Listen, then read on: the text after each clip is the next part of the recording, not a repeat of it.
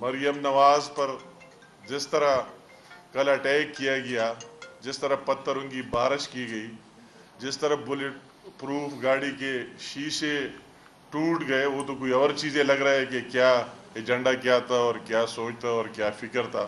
تو انتہائی قابل مذمت اور قابل افسوس ہے، اور میں کہتا ہوں کہ ہم سب کا ذمہ دار، پاکستان کا اور پاکستان مسلم لیگ نون کا اور پاکستان کی عوام کا، کیونکہ شریف فیملی کا بہت بڑا کنٹریبیوشن ہے پاکستان کو دینے میں، تو سب کا ذمہ دار عمران نیازی ہوگا.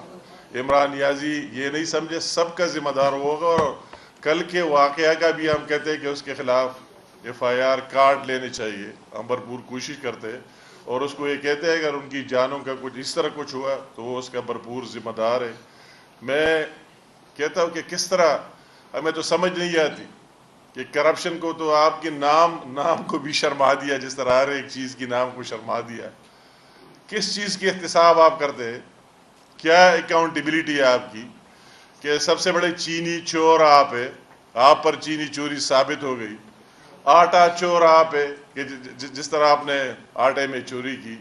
دوائی چور آپ ہے، ڈیزل چور اور پیٹرول چور آپ ہے. کوئی اس طرح چیز ہے نہیں کہ جس میں آپ نے چوری نہیں کی اور اتنے بڑے پیمانے اور سکیل پر چوری نہیں کی. اور اس کے بعد کس منہ سے آپ بات کرتے ہیں؟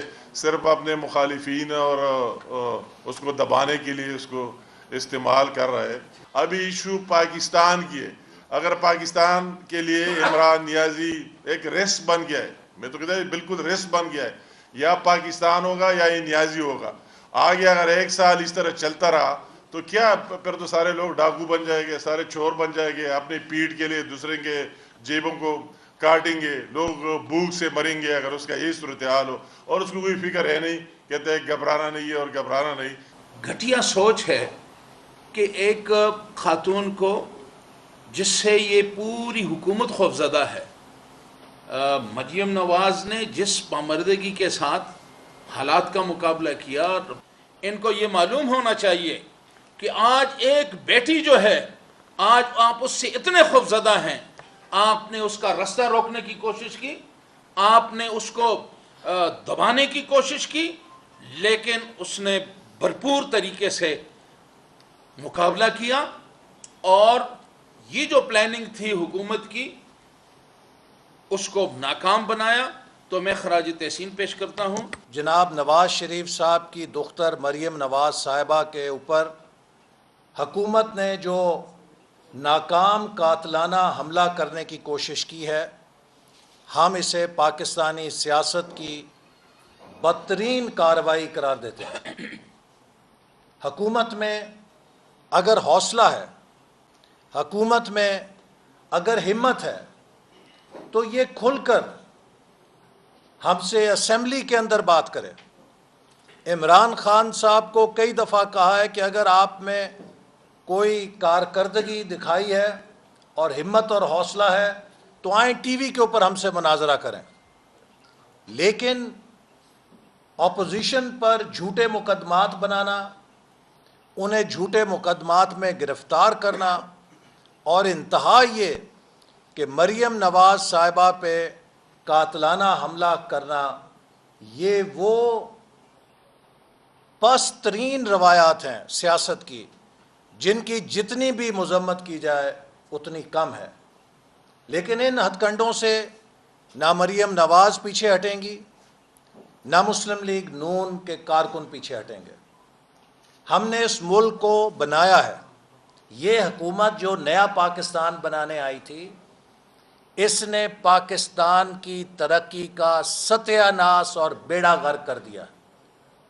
عمران خان اپنی تقریروں میں 2 لفظ بولا کرتے تھے ہمارے دور میں، ان کو ہر چیز میں ستیہ ناش اور بیڑا غرق نظر آتی تھی.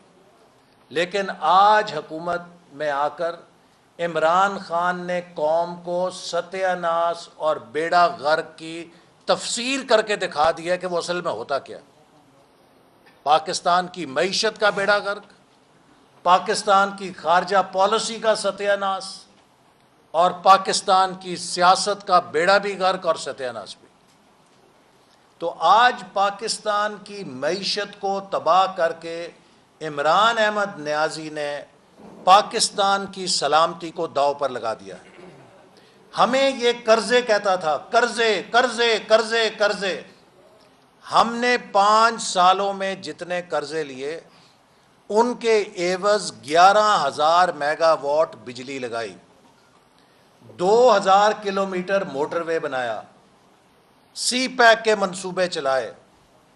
عمران احمد نیازی کی حکومت نے 1.25 سالوں میں ہم سے زیادہ قرضے لے لیے ہیں، اور آپ بتائیے کہ کہیں کوئی ایک اینٹ لگی ہے، کوئی ایک ترقی کا منصوبہ نیا شروع ہوا ہے؟ جس قوم کی معیشت ختم ہو جائے اس قوم کا ٹینک، اسلحہ اور ایٹم بم بھی غیر مؤثر ہو جاتا ہے۔ سوویت یونین کی مثال آپ کے سامنے ہے۔ ان کو نہ معیشت چلانی آتی ہے، نہ حکومت چلانی آتی ہے۔ ہر کام یہ جب فیل ہو جاتے ہیں تو اس کا بوجھ بھی ہماری فوج پہ ڈال دیتے ہیں۔ اب فوج کے لوگ بھی سوچتے ہوں گے کہ ہم ملک کا دفاع کریں یا ان کی نالائکیوں کا بوجھ اٹھائیں۔ ٹڈی دل کا مقابلہ کرنا ہے تب فوج کو بلاؤ، کراچی کے نالے صاف کرنے ہیں تب فوج کو بلاؤ، اگر کرونا وائرس پہ ناکام ہو گئے تب فوج کو بلاؤ۔ ہماری فوج ایک قومی ادارہ ہے، جب بھی کوئی قوم کو ضرورت ہوتی ہے تو وہ پہنچتی ہے، لیکن اس کا یہ مطلب نہیں ہے کہ ہم سول اداروں کا کام ختم کر دیں اور وہاں پر بھی فوج کو لے آئیں، جس سے فوج کی جو سرحدوں کی ڈیوٹی ہے اس میں خدا نہ خواستہ کوئی خلل پڑ سکے۔ اور آج آپ دیکھیے کہ چونکہ یہ حکمرانی کو نہیں جانتے، گورننس کو نہیں جانتے، جیسے ایک اناڑی ڈرائیور آپ گاڑی پہ بٹھا دیں تو وہ اس گاڑی کے بار بار ایکسیڈنٹ کرتا ہے، یہ پاکستان کی معیشت کے بھی ایکسیڈنٹ کر رہے ہیں اور ملک کو نقصان پہنچا رہے ہیں۔ اور اسی لیے انشاءاللہ تعالی ہم سب مل کر ان کے خلاف ایک فیصلہ کن جد و جہد کا آغاز کریں گے۔